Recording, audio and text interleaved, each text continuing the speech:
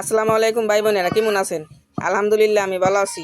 এই যে তেলের পিঠা বানায় ভিজামু, ওই যে বাতাসে এখন, তাই আপনারা সাথে থাকেন। এই যে দুধ জাল করে নামাইছি, এই দুধ দিমু। আর এই যে শিরা জাল দিতেছি, অল্প করে বানামু। ভাই বোনেরা, এই যে এখন দিয়ে দিলাম চিনি, এই গোলা গোলাইতেছি। আর এই পিঠা বানামু চিনি দিয়ে।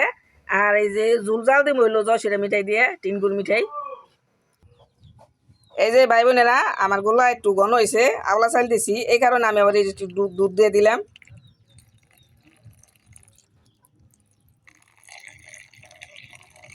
বাস হয়েছে। এই যে ভাই বোনেরা, আমার তেল গরম হয়ে গেছে, আমি যখন পিঠা দিয়ে দিলাম, সাথে থাকেন। বিসমিল্লাহ।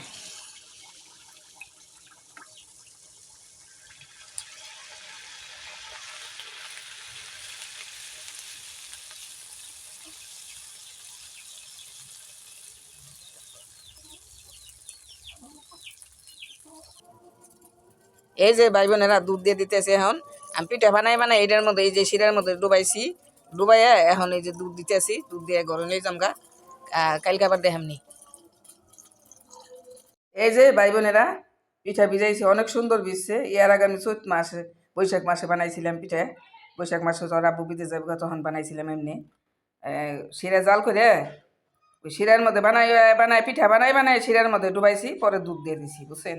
দেখেন কি সুন্দর ভিজছে, একবারে নরমে, মানে চামচে মনে উঠান যাব না, অনেক সুন্দর ভিজছে। তাই ঠিক আছে, এইভাবে সবাই বানাই খাইন। ওকে, আল্লাহ হাফেজ।